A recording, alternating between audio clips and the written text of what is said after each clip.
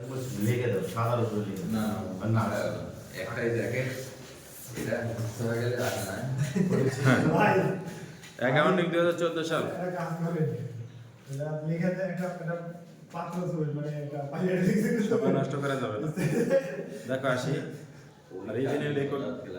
Revenue রিকগনিশনের 2014 সালের question accounting department MAQ construction company began work on টাকা 70 lakh contract in 2014 to contract an office building. তার মানে একটা অফিসের বিল্ডিং এর কাজ করার জন্য বা নির্মাণ কাজ করার জন্য 70 লক্ষ টাকায় কন্ট্রাক্ট নেওয়া হয়েছে। ডিউরিং 2014 এমএকিউ ইনকার কস্ট অফ টাকা 17 লক্ষ 15 হাজার। এই রানিং ইয়ার 2014 সালে উনি কাজ করেছে 17 লক্ষ 15 হাজার টাকা। বিলিং দেয়ার কাস্টমার কত টাকা 12 লক্ষ, এটার জন্য সে বিল পাইছে 12 লক্ষ টাকা। কালেক্টেড টাকা 9,60,000, সেখান থেকে নগদ টাকা আদায় হয়েছে 9,60,000 টাকা। At December 31, 2014, the estimated fees cost to complete the project total টাকা 31,85,000। এই কাজ শেষ করতে গেলে তাকে আরো 31,85,000 টাকার কাজ কমপ্লিট করতে হবে। Indicate how this account related to this contract would be reported MAQ December 31, 2014 balance sheet. তাহলে আমরা ব্যালেন্স শিটে কিভাবে এটা উপস্থাপন করব? তো আমরা প্রথম অবস্থায় আসি 7 নম্বর অঙ্ক 2014 সালের কোশ্চেন। এই অঙ্কটা হচ্ছে কন্ট্রাক্ট কমপ্লিশন মেথড নয়, এটা হচ্ছে পার্সেন্টেজ অফ কমপ্লিশন মেথড। কিভাবে বুঝবো? এখানে স্বাভাবিকভাবে কোনো পদ্ধতির কথা উল্লেখ না থাকলে তোমাকে অবশ্যই পার্সেন্ট অফ কমপ্লিশন মেথড অঙ্ক করতে হবে। তাহলে পার্সেন্ট অফ কমপ্লিশন মেথড লেখা রাখবে উপরে, পার্সেন্ট অফ কমপ্লিশন ওয়ার্কিং করে রাখি মেথড। হ্যাঁ, ওয়ার্কিং করে জাস্ট ব্যালেন্স শিটে শো করে দিলে হয়ে গেল। Working total cost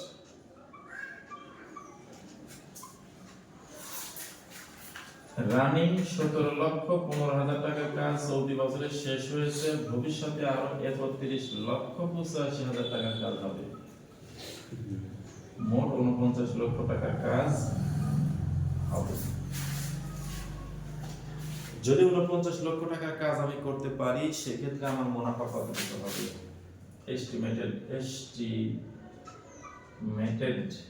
gross profit 70 লক্ষ টাকার কন্ট্রাক্ট নিয়ে যদি আমি 49 লক্ষ টাকায় কাজ শেষ করি আমার 21 লক্ষ টাকা মুনাফা হবে।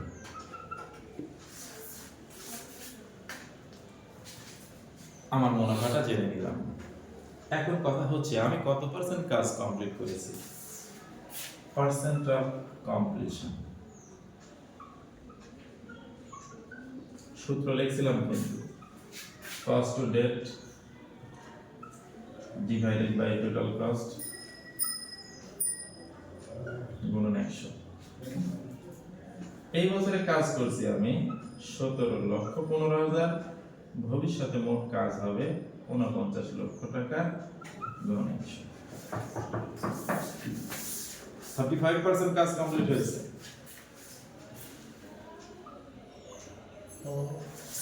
যতটুকু কাজ কমপ্লিট হবে ততটুকুর যে মুনাফা নির্ণয় করা হয় তার নাম রিয়েলাইজ গ্রস প্রফিট।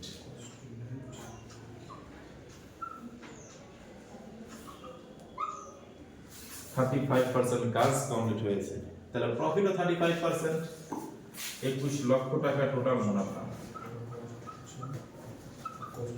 35% 7,35,000 টাকায় আমাদের যেটুকু কাজ করেছে তার মধ্যে 7,35,000 টাকা মুনাফা রয়েছে। পার্সেন্টেজ অফ কমপ্লিশন মেথড যদি 1 ইয়ার হয়ে থাকে এই কাজটুকু করলে তোমার অঙ্ক ইজি হয়ে যাবে। শুধু মনে রাখতে হবে আমি কার করে কি করব।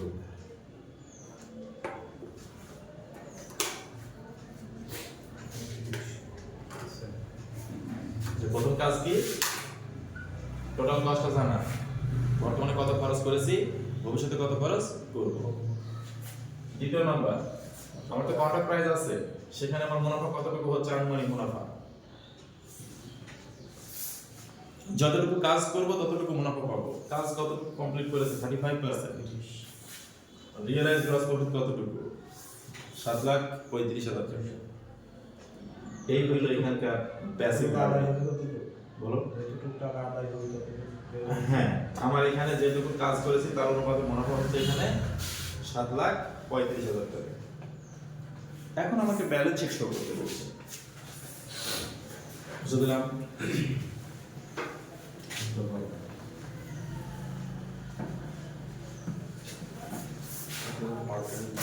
যখন তুমি ব্যালেন্স শিটে যাবে টাকার ঘর দুটা,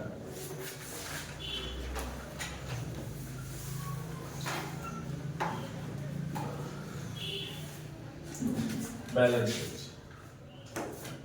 এখানে তুমি লিখবে অ্যাসেট, কারণ তুমি অ্যাসেট সাইডে কাজ করতেছো। অ্যাকাউন্ট রিসিভেবল, যে পরিমাণ টাকার বিল পেয়েছি সেখান থেকে যেটুকু নগদ আদায় হয়ে যায়, নগদ বাদ দেওয়ার পরে যেটুকু অবশিষ্ট থাকে তাকে অ্যাকাউন্ট রিসিভেবল বলে। 12 লক্ষ টাকার বিল পেয়েছি, 9,60,000 টাকা আদায় হয়েছে, অবশিষ্ট থাকে 2,40,000 টাকা। এটা অ্যাকাউন্ট রিসিভেবল। এরপরে ইনভেন্টরি। ইনভেন্টরি পেতে হলে কস্ট ডেট, এই বছরে কাজ করা হচ্ছে 17,15,000 টাকা, যোগ gross profit, estimated gross profit, আমাদের এখানে শুধু গ্রস প্রফিট লিখলে ওকে 7,35,000 টাকা, 24,50,000 টাকা। এই সম্পদের মধ্যে আমরা অ্যাকাউন্ট রিসিভেবল কত টাকা পেয়েছি, টোটাল অ্যাকাউন্ট রিসিভেবল এখান থেকে বাদ দিতে হবে।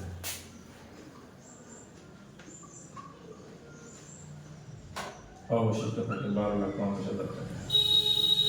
এটাই আমাদের সম্পদ। সম্পদের হিসাব ক্লিয়ার। আমাদের কাছে এটুকু চাওয়া হয়েছে, তার মানে আমাদের অঙ্ক শেষ হলো। প্রত্যেকটা ক্ষেত্রে ইনভেন্টরি নির্ণয় তুমি প্রবলেমে পড়বে, আর ইনভেন্টরি নির্ণয় করার সময় ফরম্যাটটা তোমাকে ফলো রাখতে হবে। প্রথম কাজ কি, কস্ট ডেট, কস্ট ডেট, তার সাথে তুমি যে বছর অঙ্ক করবে সেই বছরের গ্রস প্রফিট যোগ করবে, তারপরে তুমি অ্যাকাউন্ট রিসিভেবল বাদ দিবে, যে বছর অঙ্ক করবে সেই বছরের অ্যাকাউন্ট রিসিভেবল বাদ দিবে, তাহলে তোমার অঙ্কটা অতি সহজভাবে সলভ করতে পারবে। আর এভাবে সলভ করলে শুধু এখানে সম্পদ পাশে দুটো আইটেমই থাকে। অনেকের মনে হতে পারে যে সম্পদের টাকা আমি সব যোগ করি না কেন, সম্পদ টাকা নাই, যেটুকু আছে এটুকু এভাবে তুমি রেখে দেবে, তোমার যোগ করতে হবে না, জাস্ট এভাবে শো করলে তোমার অঙ্ক হয়ে গেল। আরেকবার বুঝা যাচ্ছে। আমরা যখনই ব্যালেন্স শিটে যাব তখন আমাকে বুঝতে হবে ব্যালেন্স শিটে দুইটা আইটেম থাকে। এই কমপ্লিট পার্সেন্টেজ অফ কমপ্লিশন মেথডে ব্যালেন্স শিটে অনেক দুইটা আইটেম থাকে। সম্পদ সাইডে প্রথমে লিখবে অ্যাকাউন্ট রিসিভেবল। আমরা বিল পেয়েছি কত লক্ষ টাকা, আমরা বিল পাইছি 10 লক্ষ টাকা, 12 লক্ষ টাকা, এর মধ্যে নগদ পাইছি কত, 9,60,000 টাকা। দেনাদার থেকে টাকা আদায় করার পরে যেটুকু অবশিষ্ট থাকে সেটুকু নাম প্রকৃত দেনাদার। প্রকৃত দেনাদার 2,40,000 টাকা। ঠিক আছে? আচ্ছা, এখন কথা হচ্ছে মজুদ পণ্য নির্ণয় করতে হবে যে আমি কতটুকু কাজ কমপ্লিট করেছি। আমার এই বছরে কাজ করছি 17,15,000 টাকা। এই কাজের মধ্যে আমার মুনাফা আছে কত, 7,35,000 টাকা।